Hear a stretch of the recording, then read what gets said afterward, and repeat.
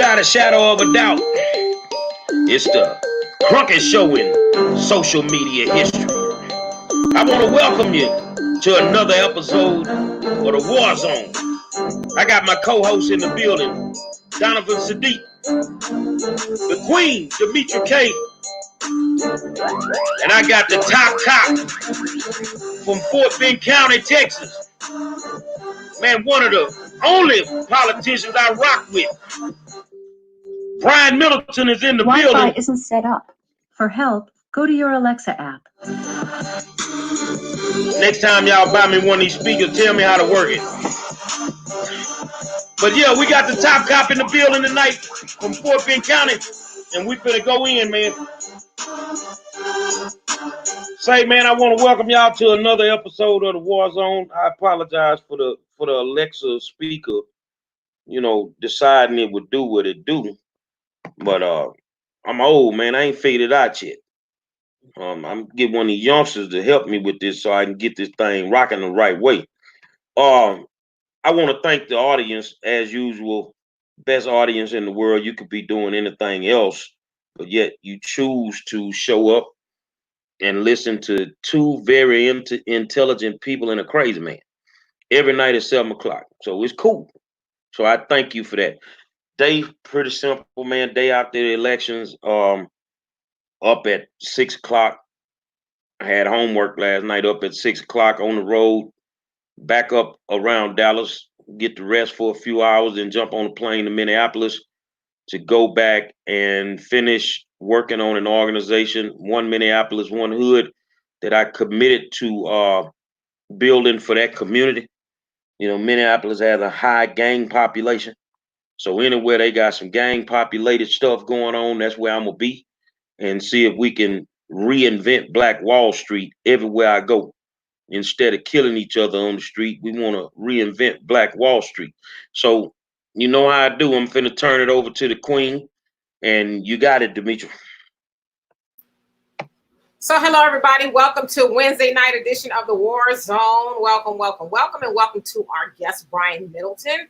But before we get started, I want to just kind of put you in the loop a little bit. You guys might have been following the news in regards to Nick Cannon. He was fired, I guess you could say, or let go by Viacom. Viacom is a conglomerate that owns television and cable networks and stations and all of that. And so they felt like he said something that was anti-Semitic. We won't get into that here, but the internet has been all abuzz about what happened to Nick. P. Diddy, Puff Daddy, Sean Combs, however you referred to him, told Nick to come on home to Revolt TV. We are Black owned. And so we also know that Nick Cannon hung out with the minister on 4th of July during his Criterion speech. And so some are speculating that that is the reason Nick got in some hot water with, I guess, the Jewish community, because the podcast that he did with Professor Griff, formerly of Public Enemy, I think they did that sometime in June. So now this is surfacing. And so a lot of people are speculating that maybe it has something to do with him being in the company of Minister Louis Farrakhan. And so we'll talk about that more later on another show. But I'm going to turn it back over to you, Gary. It's very few politicians that really pique my interest. In order to pique my interest, you have to be a public servant. You have to really you got the job, but you already serving the community. And that's what I kind of fall in love with. Brian Middleton is the top cop in Fort Bend County. Really, really good guy, man. Really good guy. Some people say that he's soft. I say he's not soft. I say that Brian is very detailed. And sometimes when you're very detailed, it takes you a little bit of time to connect the dots on some things. But I want to welcome you to the show, brother. How you doing, man? Great, Gary. Thank you for inviting me to your show. Doing great. Give us a little background on you, Brian. Where you're from, how you ended up being the DA in Fort Bend County. Yeah, it's a journey that started actually. I was parents were living in Atlanta when I was born. Then we moved back to Houston, and I was raised in 3rd Ward. Went to Lamar High School, University of Houston, and Thurgood Marshall School of Law. Along the way, I had some unpleasant encounters with some people, including HPD, which kind of impacted me in such a way that I decided that I wanted to protect people. And so that's why I went to law school, because I wanted to protect people. Part of what I'm leaving out is my father's a lawyer and was a community activist for many years. But I went to law school with that goal in mind of protecting people. And while I was in law school, I got an opportunity to internship at the district attorney's office. At that time, I discovered that prosecutors have, enormous power to will justice because they make the decisions. And so I thought that was the forum for me. And so I pursued a career in prosecution. I did that for a while until I started a family and I couldn't afford the salary, with the size family I had. So I went out in private practice, and ultimately this opportunity came up to run for district attorney in Fort Bend. I run for judge in Fort Bend County in 2016, garnered the most votes of any Democrats up till that date. Came in with within less than 1% percentage point of winning. And then in 2018, the district attorney decided that he would not run again. So I felt that I had a unique opportunity to run for this seat without an incumbent. 2018 was an explosive year. Had a lot of doubters. I've always had doubters, but I got tremendous support from a lot of influential people, and the rest was history. And so we were successful in sweeping Fort Bend County in 2018, brought in a slew of Black judges, a Asian American county judge who's, I'm the first Black DA in Fort Bend, but he's the first Asian American county judge in U.S. history. So you take a county who had not elected any Black people since Reconstruction countywide. And in that year, we set all kind of records for this county and established a unique history. Well, I tell you what, man, I know you the cop on the show, but we pack a M16 over here, and we getting ready to start shooting these bullets at you. So my first question is simple. Black man, DA, Fort Bend County, what it been like knowing the history of Fort Bend County? You already know, Gary. When the George Floyd thing hit, a lot of Black people got very emotional, and I was no exception. And I found myself speaking to groups and explaining that, there's not a day that goes by that I'm not touched by racism. It affects you on so many different levels. And being the first Black at anything, but also being a district attorney, you're under enormous pressure. You're under enormous criticism. Just like you indicated, some people said I was soft, but that's never been the case. I'm from 3rd Ward, and if you think that about me, you just don't know me.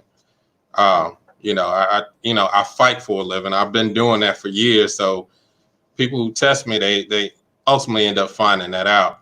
But this whole job, it's the most stressful thing that I've ever done in my life, but it's the most fulfilling thing that I've done in my life. Every day presents a different, unique challenge. So I'm in here, I'm in the mix, I'm in the ring, Gary. I'm gonna ask this question and I'll pass it over to Demetri. A lot of DAs, Fort Bend County, if you've never been to where they're located, it's not like they're really close to like Missouri City and different places like that. They sit way off over there in Richmond and Rosenberg. But the sheriff's department is right across the street. It's right across the street. And we kind of know the history of that particular sheriff's department. It's what it is. And How is that relationship been between the DA's office and the sheriff's department? Because that I could only imagine that's combustible some days. Well, kind of the unique thing about that, when I came into office, I was running. Unfortunately, our sheriff, Troy Nels, did a video just specifically about me. Called me a liberal defense attorney and was basically calling for the masses to come out and vote against me. So that's how I started. Our relationship, I guess the best way to describe it, has been cordial. I've been doing my thing. He's been doing his thing. Probably not the most ideal of situations, but we have managed to stay out of each other's way. I've got a staff of 15 investigators, and I've been able to get cooperation from different agencies, including the feds, and been able to accomplish my objectives without having to rely on the sheriff's department. But, people want me to disparage him and fight him, but that's not what I'm about. I'm about getting my job done. And so we've managed to figure out a way to where we're not running into each other. Well, I'll say this here, and then you got it, Demetri. Troy, if you don't understand that, I'm gonna put it in layman's terms. Sheriff Troy Nels, we don't like you, we just tolerate you.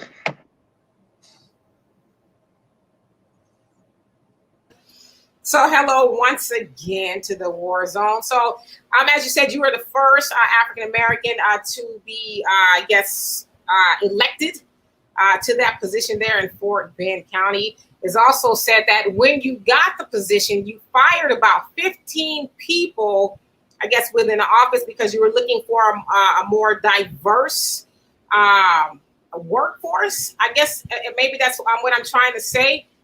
In a sense, so I guess you hired, Republicans, some retired judges and things like that. What did the department look like before you got there? And is that what you see as diverse? Because I know I'm from Southern California, and I hear the word diverse or diversity a lot from the Houston area. And so I guess what is your definition of diverse, and what did the department look like before you got there?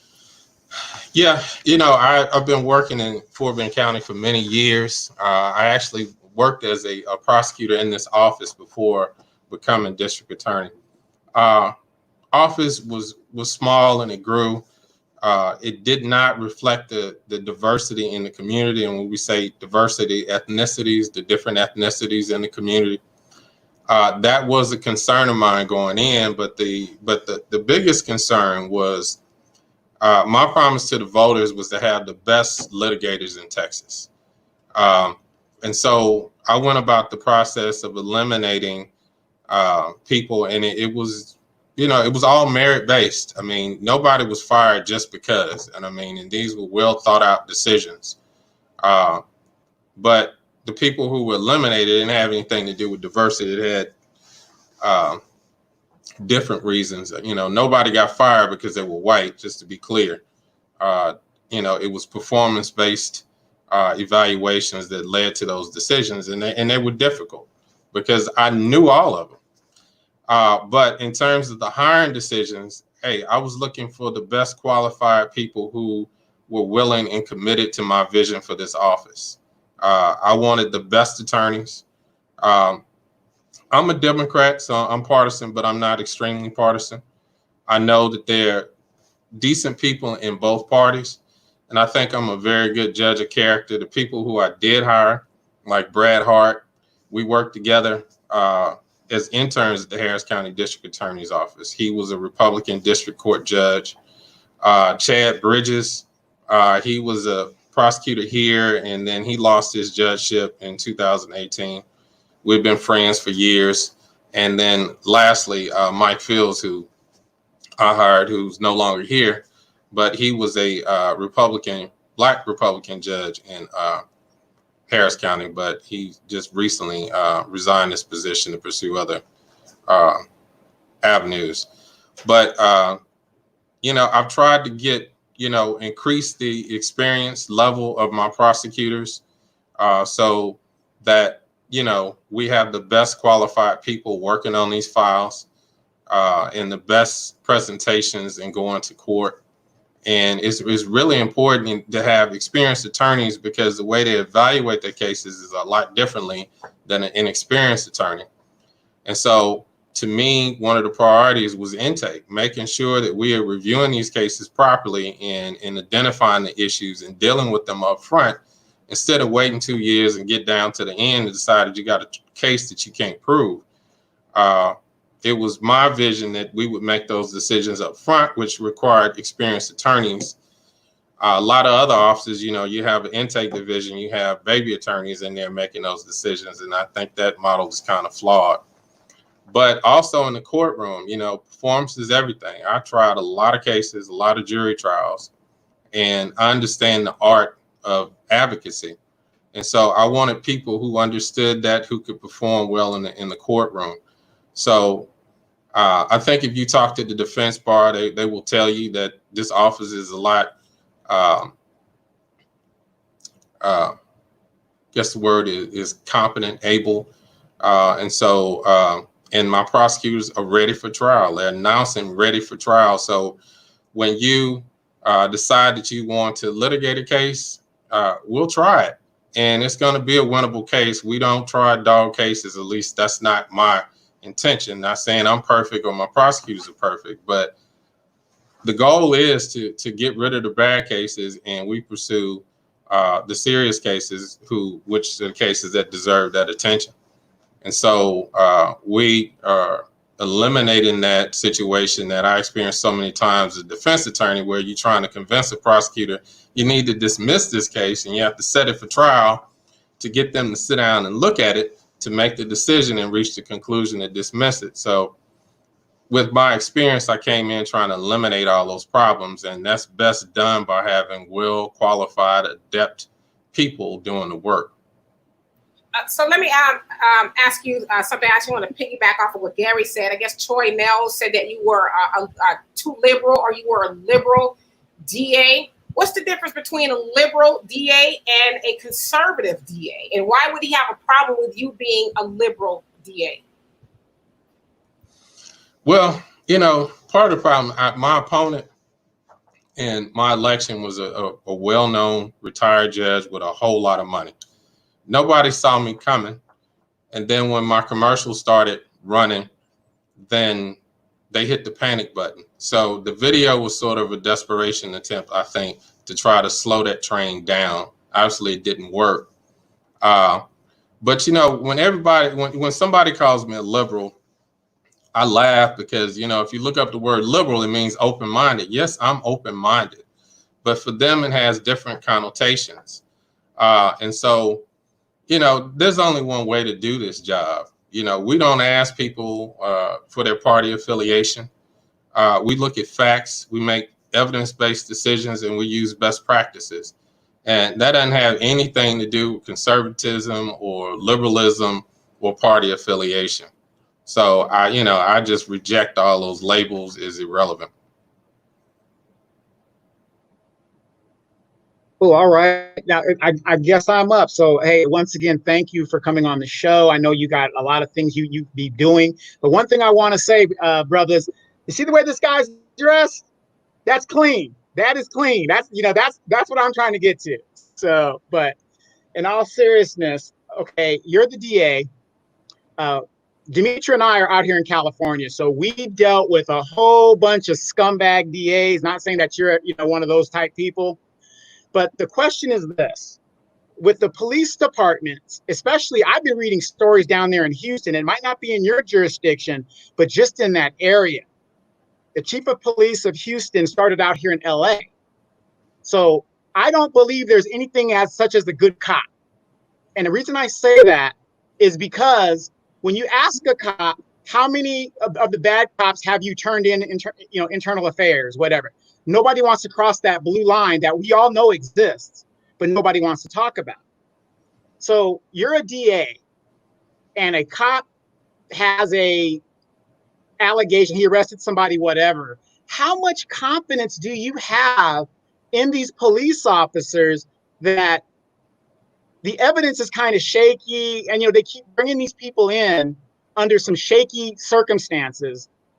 you know, I just happen to notice the DAs never question the police side of the equation. It's always, I'm going to prosecute no matter what happens. But then it comes out later on that the cop took evidence out of the locker and, you know, planted it on the guy or whatever the situation is.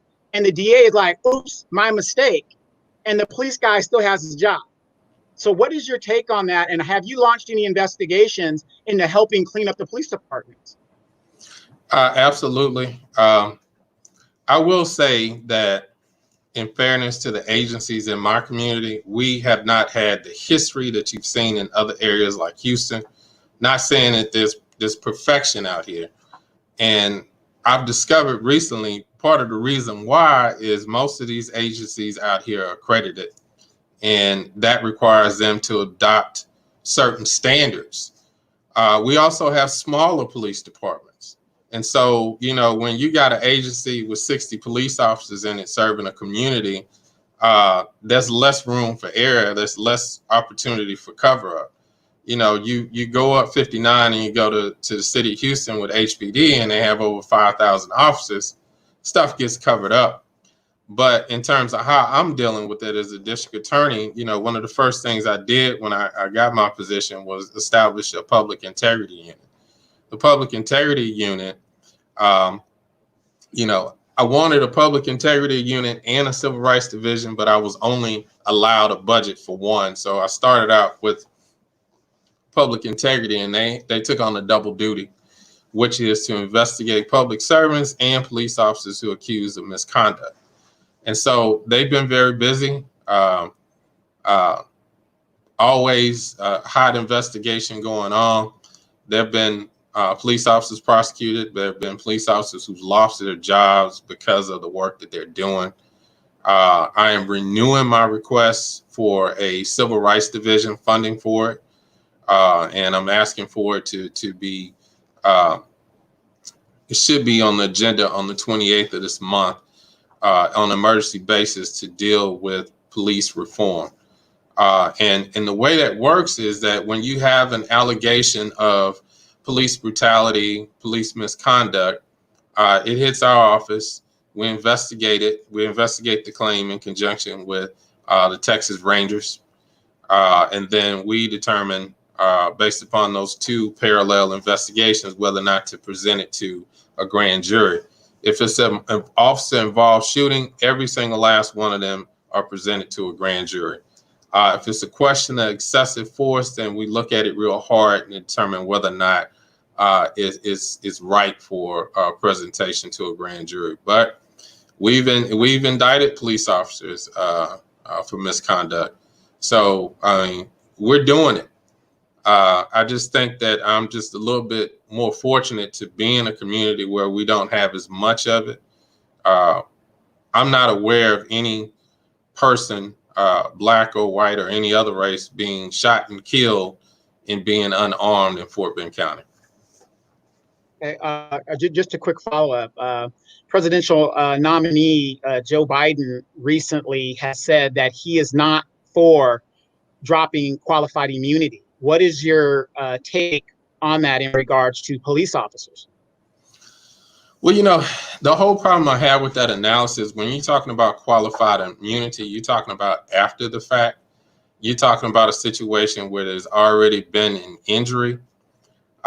So, I think that's addressing the issue after the fact. I think we have to come up with prevention.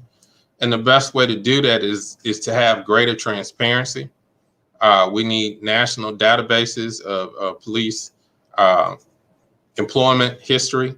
If you have an officer who is showing a pattern of practice of excessive use of force, that needs to be addressed, and it needs to be a public record of it.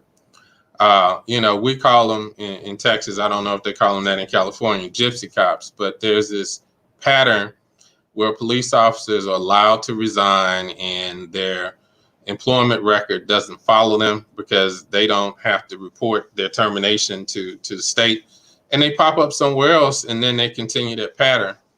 And so if we can cut that off, if we can make their grievances public, I think that's more important. we also need to do a better job of recruiting minorities to be police officers, and to give police departments the authority to fire people for misconduct, because that's one of the things when you fight with police unions and you fight with civil services, is these people get to fight for their jobs. And it's just one of those types of jobs where we can't afford people to be making mistakes.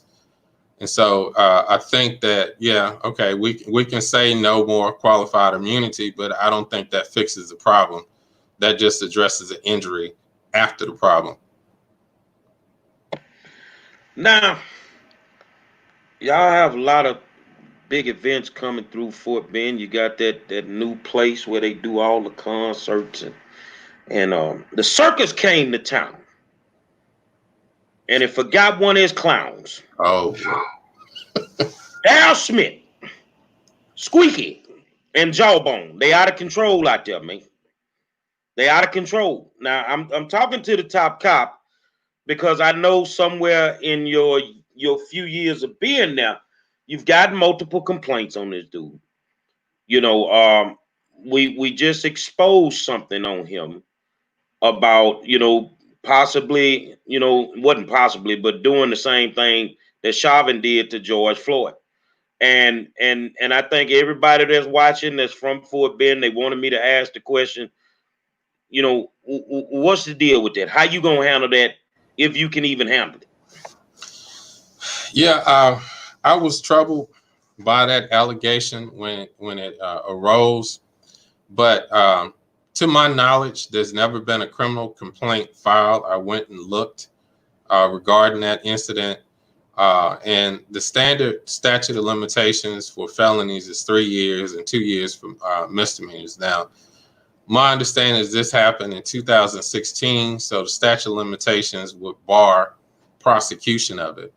So unfortunately, it wouldn't be something that I could launch a criminal investigation into if those assumptions are correct. Y'all were bringing up the grand jury. I know when Kemar came into Harris County, grand juries are made up of certain types of people. And in Harris County, they were putting ex-cops on the grand juries for cases that involve police misconduct and, stuff like that. Is that going on with the grand juries in Fort Bend County? Because if that's the case, and Kim eventually got rid of that in Harris County, but if that's going on in Fort Bend County, I'm nervous that some people not gonna get a fair shake, because if you got an issue with a cop and you in there fighting for your life and you don't even have a clue that four of the people on the grand jury are ex-cops, they might not indict him. So can you speak to that? Yeah, you're talking about the pick-a-pal system that we had in Texas, which was ultimately outlawed by the Texas legislature. So it's not a local decision. Our juries are selected. Our grand juries are selected just like pettit juries. So, district clerk sends out notices based upon voter registration and driving records.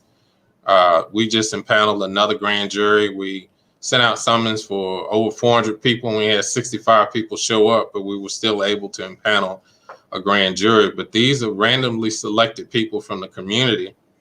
And from what I've seen, since I've been here, I have never seen a grand jury that's not diverse. And that's because of the way the system is. So I've been impressed with what I've seen in terms of the composition of our grand jurors. Dimitri, you mentioned something earlier about diversity, and I'm from Houston, but you hardly ever hear me say the word. And I lived in Fort Bend County for 12 years, and I hardly ever say the word for a reason. I think diversity, and this is just me, it has nothing to do with what Brian said about diversity. Diversity is a shield to protect the actual races who no longer populate certain areas to the degree that they normally did. Let me explain it to you. Back in the day, Fort Bend County was predominantly white. ran it with an iron fist. Nowadays, you're building a bunch of houses. You got folk moving in. So, of course, everything's going to change. And it's okay if we scream diversity. But we still got to deal with them 12% of races that still live there. That seem like they got a lot of stroke. They say what they want. They do what they want. It's what it is. So, you know, the diversity aspect just seems like a shield to protect that small percentage of people that feel that they're entitled. And it aggravates me to the utmost. Demetri? So I want to take it back to Daryl Smith for just a second. I read that you and Daryl a while back did, you guys went to speak to some young people.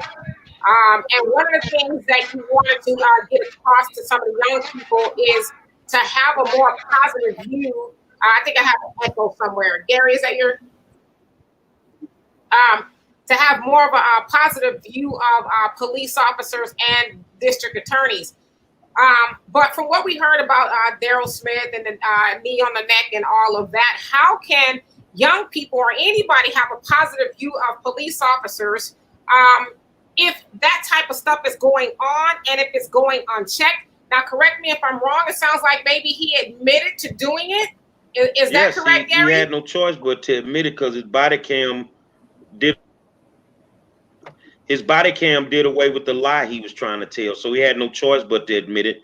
And he was suspended 10 days and he was demoted to desk sergeant. Okay, so then I have a two-part question. So how can you all impress upon the young people to have a positive view of law enforcement when that type of stuff is going unchecked? And do you actually need a complaint to be filed in order to do something about it, especially since he was caught on camera and he admitted to doing it? Okay, to answer your question, the first thing that you have to understand is when you say you, if you're referring to me, I'm prevented from doing anything about it because of the statute of limitations. Now, if we were back in 2016, of course, yeah, there's a whole lot that could be done. No, I wouldn't need to wait on a complaint. I could launch my own investigation into the allegation. But the problem is way back in 2016, nothing was done about it. So at this point, you know, I have no means of, redress and trying to address the problem. And as for our young people, he's not the only police officer. I mean, you got a black DA in the county that was a Republican stronghold. There's a whole lot of positivity going on in Fort Bend County. If you have one police officer who has engaged in misconduct, we can have a discussion about it, but we can also discuss, being the change that you want to see in this world. So if you don't like what Daryl Smith is accused of doing, then you should consider a career in law enforcement or as a police officer, as a judge or lawyer or as an advocate like Gary. I mean, it's a educational experience. Just because, this is alleged doesn't mean that all of a sudden all hope is gone for law enforcement. Okay, I'm going to take a question from some of the viewers. This is from Terry Marshall, and the question is, why is it a cop gets a grand jury to decide on indictment, but a regular citizen is immediately charged with whatever offense they are said to have committed? That's incorrect. First of all, if it involves a felony, when we say a charge is filed on a felony, that means a person is booked into jail under a certain charge. And then we have 90 days to present that charge to a grand jury for their consideration. Without a true bill from a grand jury, you cannot proceed on a felony. Now, on a misdemeanor charge, you can proceed on a misdemeanor by filing what's called an information, which is basically a charge enactment alleging that the offense was committed. So there are no double standards in Fort Bend County.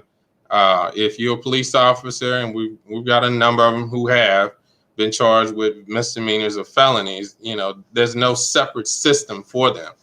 So what the viewer or should understand is that in some counties, in some situations, they pick and choose which cases are presented to the grand jury. It's my policy that all of them get presented to the grand jury. And so that's what they should focus on, is that my system, it allows more accountability, because you don't have a subjective decision being made by a single person or by the district attorney's office. You're letting a whole group of grand jurors make the decision whether or not the case should go forward. So I prefer my system to the alternative. Right. And then a quick follow-up, Tiffany Campbell, she's asking, what percentage of criminal cases in Fort Bend result in accepting a plea? Wow, I don't know. I would have to do the research to come up with that, but it would be a high number. And it should be. And I tell you why is that the cases that are presented should be cases that you can prove beyond a reasonable doubt. And so those cases should be the ones that are being pled out, because they're strong cases. And then the cases that in an ideal system that are going to trial, those are the ones that do raise some measure of reasonable doubt. So those numbers of cases that are right for trial, that should be trial, should be limited. In an ideal system, the cases that go to trial are the ones where you differ so far on what the recommended punishment is that you have to let a jury determine it. You know, you got a murder case and, guy wants to plead out to 10 years and you think, 30 years is appropriate. That would be a reason to try a case. You'd be trying it because of punishment. Really, in an ideal system, there shouldn't be a dickering over guilt, innocence. Reasonable minds ought to be able to look at a set of facts and say, hey, look, there's proof of the existence of this offense, and it can be established beyond a reasonable doubt. So in ideal systems, you're going to have fewer trials. What part are you in the Fort Bend County DA's office? What is your part in getting rid of the school to prison pipeline? Oh, man. We've done a lot in terms of trying to end that. We've stopped accepting certain types of cases that I think are more appropriate for the schools to handle administratively. We're offering more informal probations without charging, so these kids aren't put into the system. So, and then my prosecutors are constantly receiving training, going as far away as Georgetown University to receive training. I'm a part of an organization called Fair and Just Prosecution. It's a national organization, and we're all identified or self-identified as progressive attorneys. And they provide training, and they have an emphasis on juvenile law. In fact, my chief of juvenile just completed a seminar last week, it was, on that very topic. So, I mean, we're cutting edge in terms of juvenile law. All right. Now, I can't put this question up because it's too big and it'll cover up half the screen. I think that you kind of know me, how I work, and by the time I put something out, I've already done my homework. I've never put anything out and had to walk it back. I do my homework. You have a lot of constituents. You have a lot of quote unquote voters that are concerned with a individual that's on. I'm trying to find the right question because there's so many coming in. You have a board for women that go through domestic violence. Am I correct? Yes. You have a lady that's on that board, Jawbone,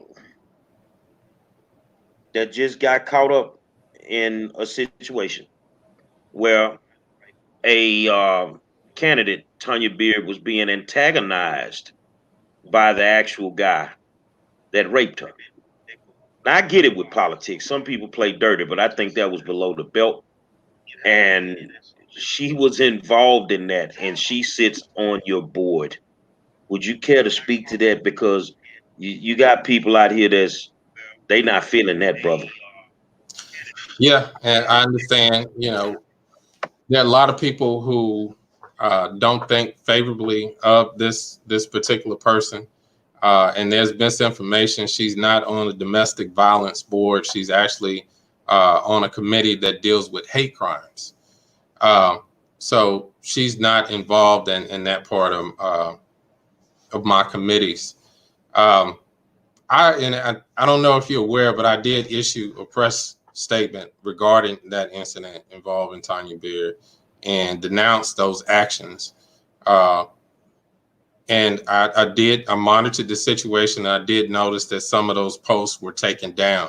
So yeah, I took it very seriously. I mean, one of the things, like I told you, the whole reason I'm in this profession is to protect people. So I was alarmed that you had a convicted sex offender who, it's debatable as in terms of what his motive was, but who offended Tanya Beard. So that shouldn't be allowed in politics. I denounced it. I issued a press release regarding that very topic, which was, I believe, the appropriate way to address that. I've addressed it with that individual who's on my committee, and I've got a different interpretation from her of what actually transpired. So this is not the forum to go into the details of those conversations, but it's been addressed. This is my last question. A lot of people, you guys have your way of thinking about whoever it may be, DAs or whatever, and the way I personally met you, was a case about a kid that was ran over in the driveway, and that case really bothered me because to the way that I saw it, it couldn't happen like that. It just couldn't happen like that. And for those that realistically don't know who Brian Middleton is, why don't you pick up the phone and call him? Why don't you take time out to go down to Fort Bend? I'm telling you what I did. You know, the same way he decided he wanted to impact the game because he was treated differently. I'm not afraid to pick up a phone and call anybody to fight for what's right. So can you give me any updates on that case? For those that don't know, little baby got ran over in her driveway. Nelms dropped the ball. I ain't gonna say, I'm not putting words in the DA mouth. Nelms and his crew dropped the ball, immediately called it an accident. It hadn't even been investigated and called it an accident. I didn't feel it was an accident. Can you give us an update on that case? Yeah, Gary, as you're probably aware, it is improper and illegal for me to comment on any pending grand jury investigation, so I can't comment on it. I will tell you that the case has been reassigned to another prosecutor who is an expert on those particular type of cases.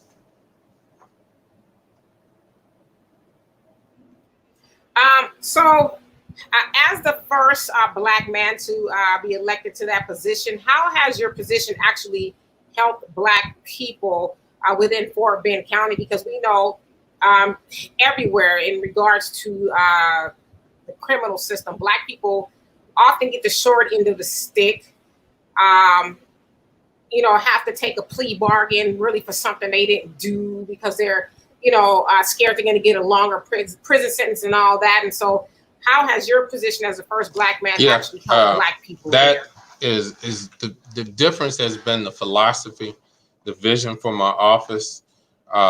One of the problems that America has is mass incarceration. We're an outlier in the world. We can't afford it spiritually or, financially. Taxpayers cannot continue to incarcerate people at the rate they're being incarcerated. So one of the things that my prosecutors are required to do is consider collateral consequences. Plea bargains have to be written. So what I've tried to instill is a system where there are objective reasons for recommendations, punishment recommendations on cases, which is what leads to plea bargains. I've also hired very skilled prosecutors who know how to evaluate a case. One of the things that we are most known for at this office is our pretrial diversion programs. We have reduced our average jail population. When I started, I think the average jail population was around 1,200, and those are the number of people who are pending trial. We reduced that number consistently to around 500 to 600. So we've cut that jail population in half by providing pretrial diversion to people who are low level, low risk offenders. These are your people who may be charged with DWI, or other criminal trespass, these other smaller type offenses. And so they have an opportunity to complete certain conditions of a pretrial diversion and avoid a conviction. The other thing that we've done more of with this same group of people, the low risk, low level offenders, is making recommendations for personal recognizance bonds. So they're getting out of jail quicker, and they're not sitting in jail pending trial, and they're able to make better choices with their attorneys in terms of their outcomes. And so what we've seen is a higher clearance rate for our cases, a lower jail population, and in my opinion, a smoother system. Now, I'm not perfect, but we can strive for perfection. We're always looking at different ways to improve outcomes, but we have to, and I go to a annual training on looking for alternatives to incarceration, and that's where pretrial diversion programs come into play. We also have a special court in Harris County is known as the reintegration court. Here, we've taken that same model, and we take people who are charged up to a third-degree felony for drug offenses, and we put them into a specialized drug court where they are paired with recovery coaches. They come to court, and we have a lot of different resources in court so we can treat drug addicts like addicts. One thing about addicts is that they relapse. In a traditional probation, when they relapse, they get revoked and they go to prison. But in our reintegration court, these people are afforded recovery coaches. And what we see is a very substantial reduction in recidivism because these people are coached into recovery. And so they get the resources and support that they need. So all these things, and I know I'm leaving stuff out, but, yes, the county has benefited. And I had this lady call me randomly one day last year, and just to tell me the story about her son got pulled over by the police, and things got hostile and escalated. And another police officer showed up on the scene, and this is all alleged, but told the guy, hey, look, man, we got a new DA. You need to go on and let this ride. So she called me and thanked me for being DA because she felt like I saved her son's life. So, yeah, I mean, there's greater accountability in Fort Bend County. There is a greater use of best practices. There's a mindset of looking for alternatives to incarceration and reducing mass incarceration. So, I like to say that we're smart on crime. There are dangerous people who need to be separated from society. And so we will pursue those cases with great zeal. But we also want to identify people who are worthy of second chances and who can complete rehabilitation and accept responsibility for their acts. So, I think there's greater fairness for all people, not just for Black people, but, I think we have just results in Fort Bend County. I guess I was just really asking, about Black people because you being a first Black man, and Black people, disproportionately make up the most incarcerated here in the United States. But I read that you are really big on bail reform and letting people out on the OR is something that you strive for. Was that an issue before you got there? Were people not really allowed to get out on an OR? Yeah, before I got here, there was already a threat of a lawsuit because we're seeing the same thing in Harris County where they got sued. So the stakeholders had already begun the process of bail reform.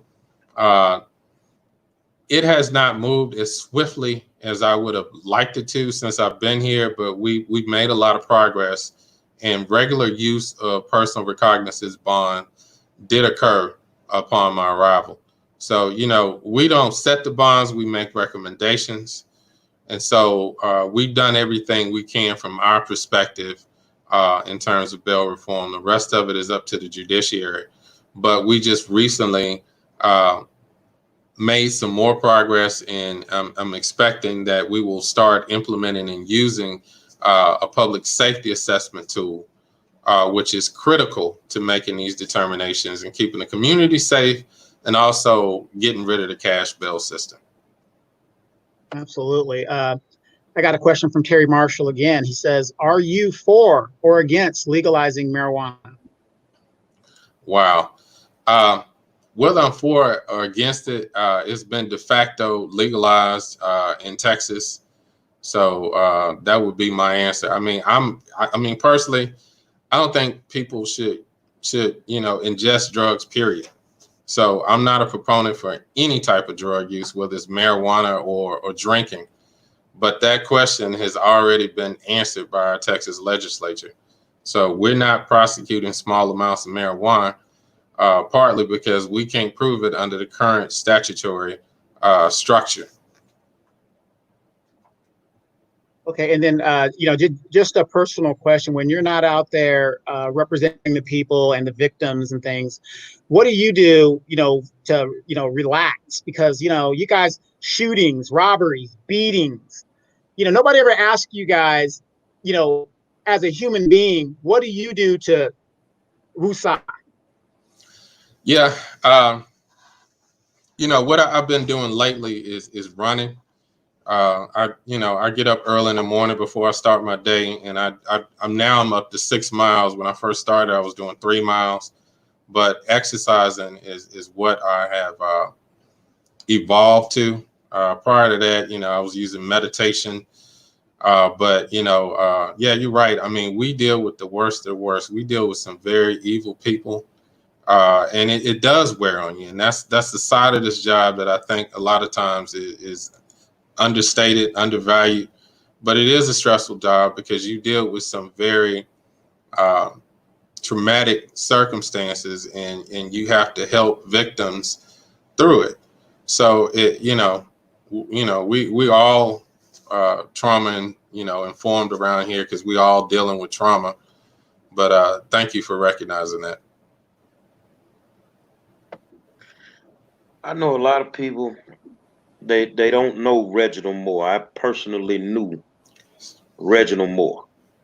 And for those that don't, this was the guy that uncovered the Sugarland 95 convict leasing program back in the day for slaves. How impactful was Reginald Moore in that quest to take care of those 95 people? How impactful was that to you? I was how impactful was it to me? It was very, very impactful. What I said to the Houston Chronicle is that Reginald Moore was a man who saw an injustice. He saw someone else being hurt and spent the rest of his life trying to make it right. He was working for the corrections department and uncovered this awful history, and he couldn't let it go. And so he spent the rest of his life trying to obtain justice for these victims of the convict leasing system. So, very, very important work that he's done. And we have to finish the job that he started. The bodies were reinterred, but we still have to build a monument, a proper monument. And we have to make sure that this history is made known to the public in a respectful manner. There's some museums in Birmingham, Alabama, by the Equal Justice Initiative and Brian Stevenson. and they're so impactful. So what I would like to see is a museum of that statue in Fort Bend County that reveals this terrible history. You know, I think we've come a long way in Fort Bend County since those days, but it is a part of our history. And, you know, when we know better, we do better.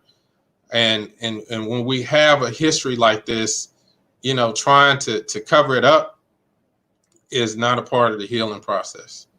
And I think the whole community can be rewarded, because I think people will come together and recognizing how awful this was. I mean, it was modern day. You know, we went from the 13th Amendment right into, you know, mass incarceration in the convict leasing system. So it was just a continuation of slavery.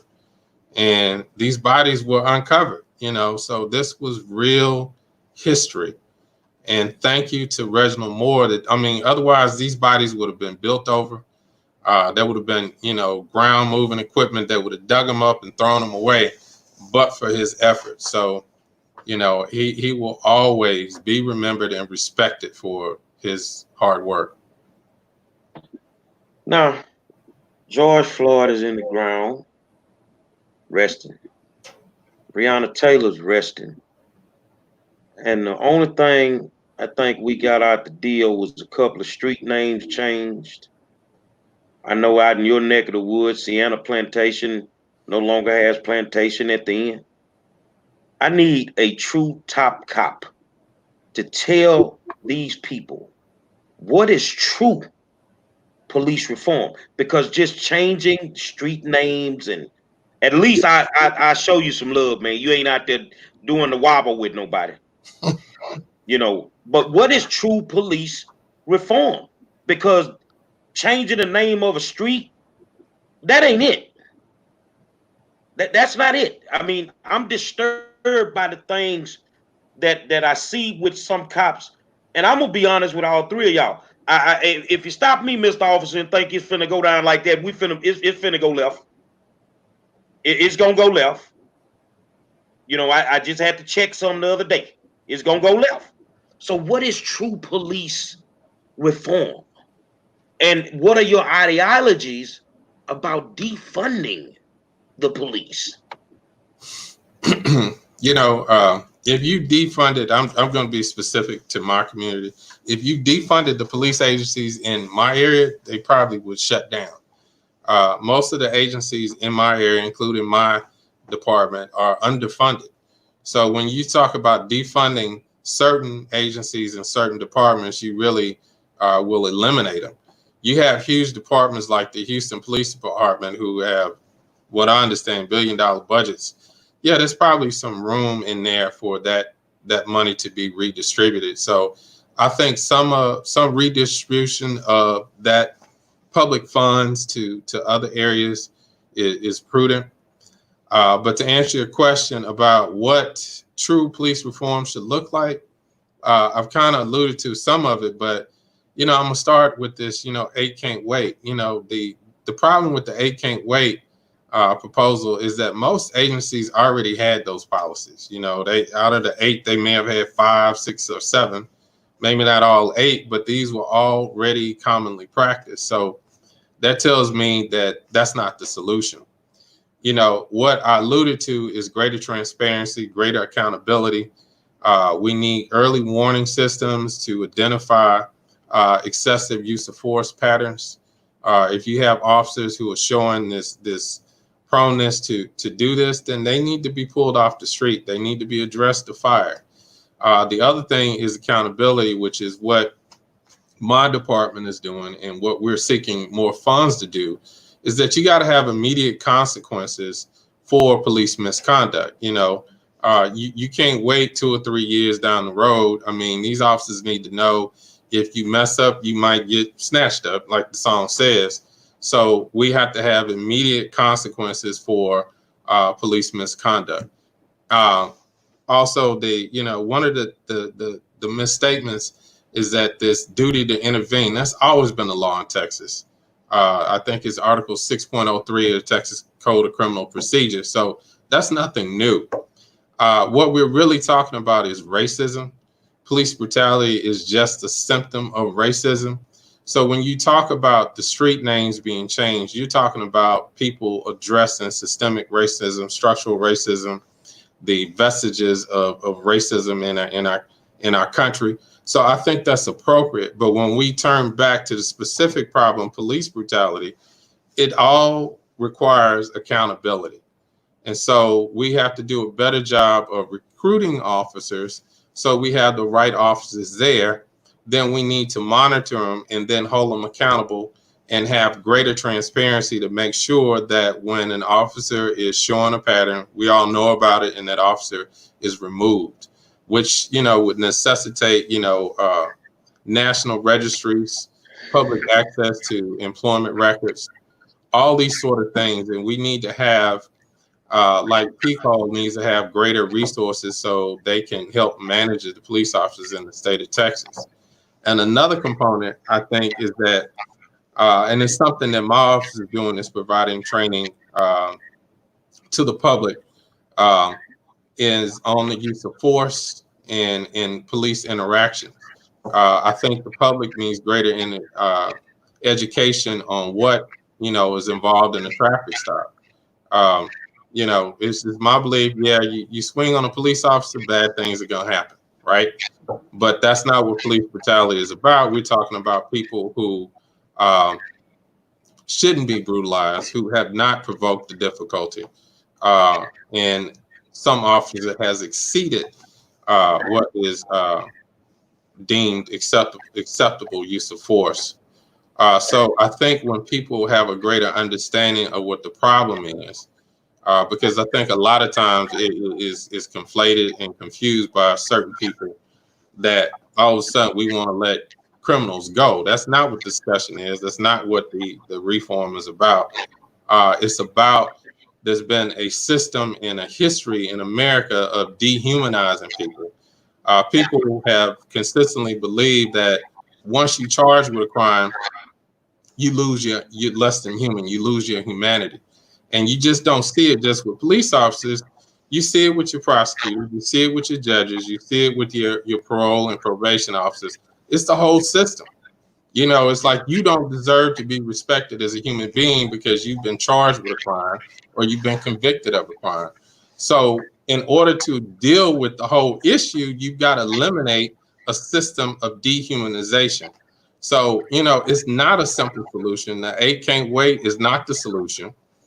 This is going to require dedication, commitment, and a lot of insight to correct the problem. It didn't start overnight, and it's going to take a longer time to change it.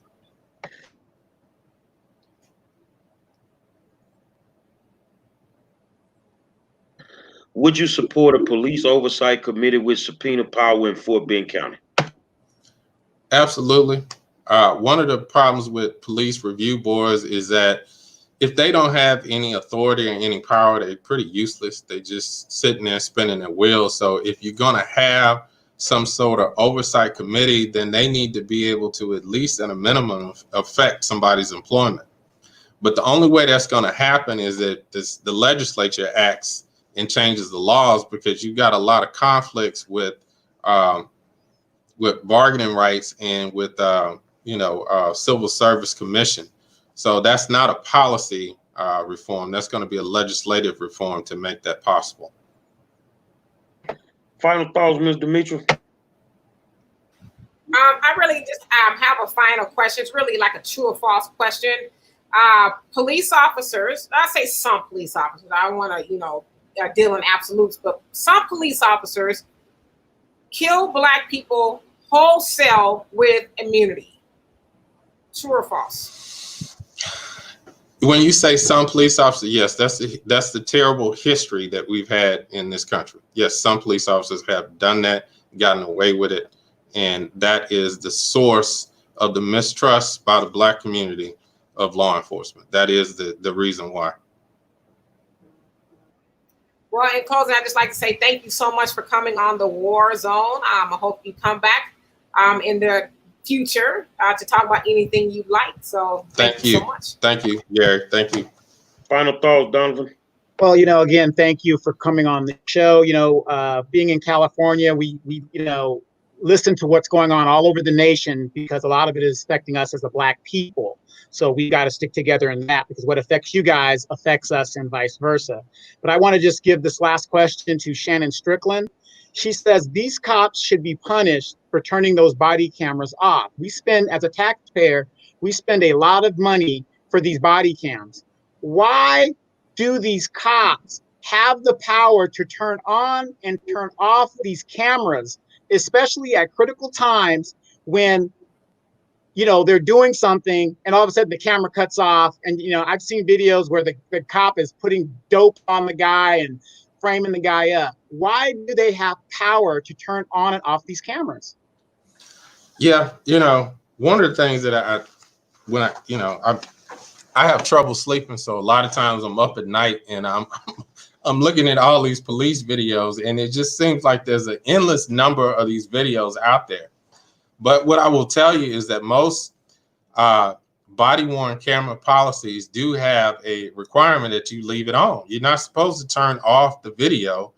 There's certain situations where they would be allowed to turn off the audio, such as when they're sharing confidential information, identifying information, but the video should never be turned off. And so what you have in those situations is officers violating policy. A lot of times these body-worn cameras are purchased with federal funds, and every time there's a federal grant, it comes with strings, and they have to establish a policy for body-worn cameras. But, you know, like I've said in other forums, you know, our problem is not our values, it's not our laws, it's people. And people not following their values, not following our laws, not following our policies. So until we can change people's hearts to do what's right and to follow the law, we'll continue to see that problem. But it's not a legal problem. It's just that people just do wrong things. You know, they turn it off knowing full well they shouldn't have. But that's just the human problem that we have. That's the dehumanization. You know, that's the terrible history that we have in this country. I want to thank you, brother, for the job that you've done, and I want to let people know this here. If you're not satisfied with any aspects of how Brian answered the question about Daryl Smith or Jawbone, shut your mouth.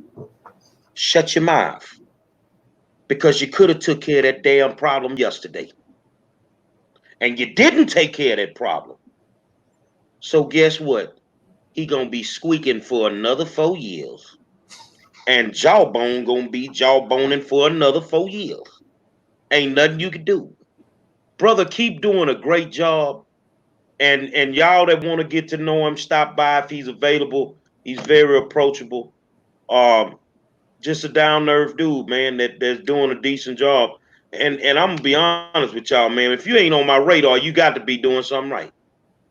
You got to be doing something right. And I don't care if you're black or white. I don't care. I don't deal with colors. But keep doing a great job, brother. And I know it's tough. You can't satisfy everybody. But the only thing I tell people, why don't you try doing the job? Why don't you try being an activist? 2 weeks, every morning, 6:30 in the morning, I'm at the voting polls. I'm out there.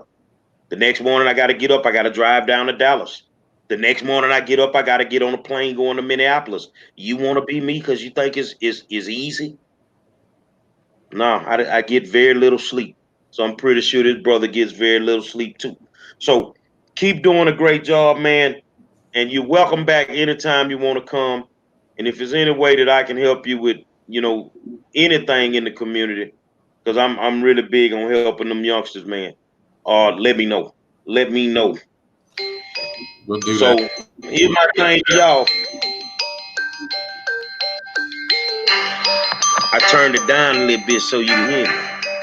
The voting process is easy. All you have to do is get an ID, show up, and cast your vote. If you can't deal with Jawbone and Squeaky, in November, y'all gonna really lose your mind if my Republican homie end up back up in there. You know I'm rocking with my peoples now.